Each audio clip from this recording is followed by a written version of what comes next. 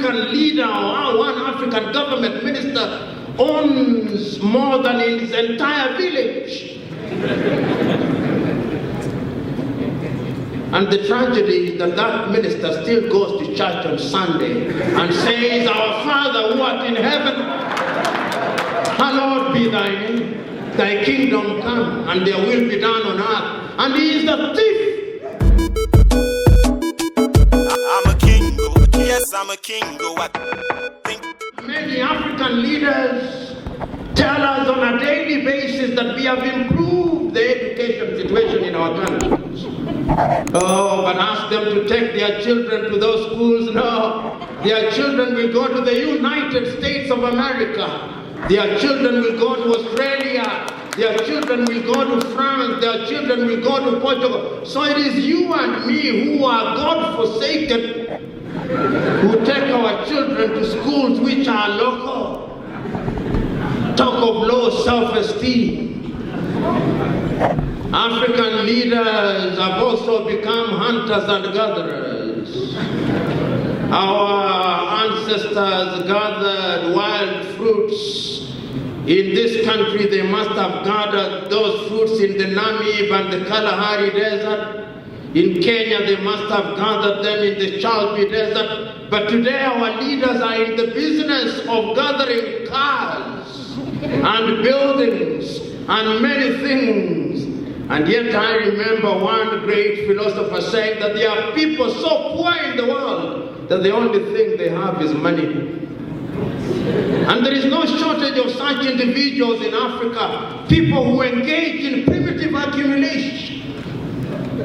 Our leaders have this habit of accumulating things. Shah Bedel Bokassa even had a bed of gold. But the tragedy is that when you have a bed of gold, even sleep will have deserted you. And what you must do is to take sleeping pills to sleep. But even then you cannot sleep. I'm submitting to us that the problem of Africa, as Chinua Achebe said, is simply and squarely a problem of leadership. That is the problem in Africa. And why do I say so? Experience has demonstrated without number that where the leadership is good and sound. Greg Mills, the great South African advising Paul Kagame and writing after the event, says that the problem of Africa and the reason why Africans are poor is because their leaders have made that choice. He says that poverty is now optional. But the African leaders have made the choice that they are going to worship at the altar of the gods of poverty. And I'm submitting to us that experience has demonstrated that poverty can be dealt with. If you look at other civilizations, you remember at one time Turkey, which was then known as the Ottoman Empire, was called the sick man of Europe. When Atatürk came in Turkey, he became a dictator. And when he was asked, "Why have you become a dictator?" he said, "I've become a dictator that there may be no other dictator in Turkey, but that Turkey should rise up from the morass of poverty." And today, when you go to your supermarkets, you get things called Ramptons from Turkey. They even have Turkish schools in Africa. That is Turkey built and midwifed by Atatürk. Leadership is the solution. We are quick to point out Singapore. When Singapore was being forced out of their union with Malaysia, many an obituary was written about Singapore. It was said of Singapore that it would go nowhere. This backwater city-state. But Lee Kuan Yew recognized that when you marshal your people and lead them into some direction, then they will realize their potential. Today, Singapore has a per capita income of nearly 35,000 United States dollars, and it is properly distributed. It is properly distributed. But the problem of Africa, if you allow me to digress a little, is that the per capita income in Africa doesn't begin to tell the story. the GDP of Africa doesn't begin to tell the story. Because one African leader or one African government minister owns more than his entire village.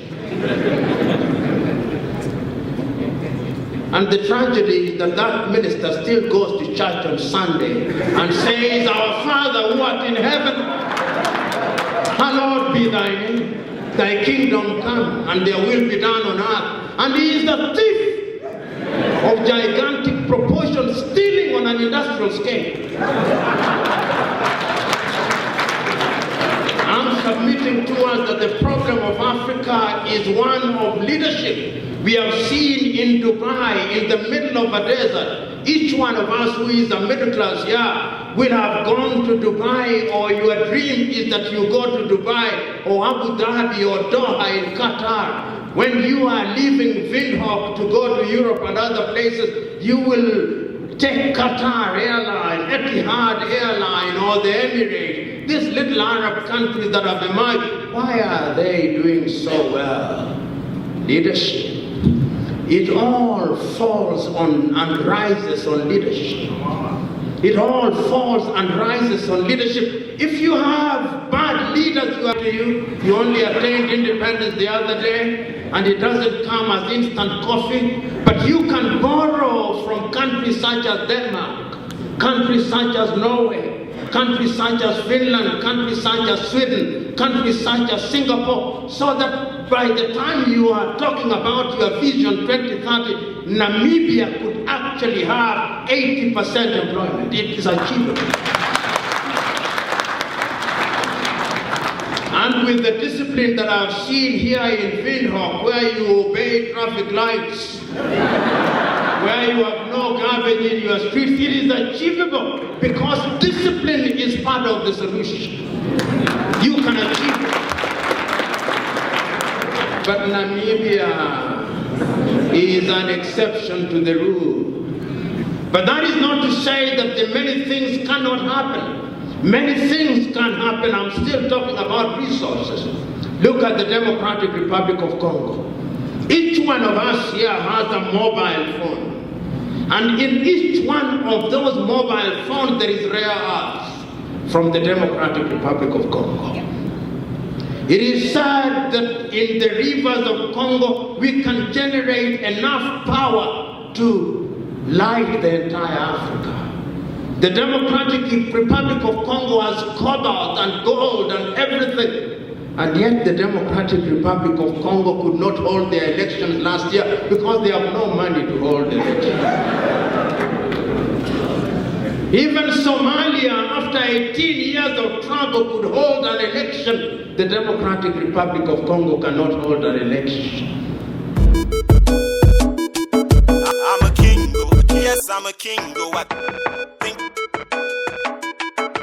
I'm a king.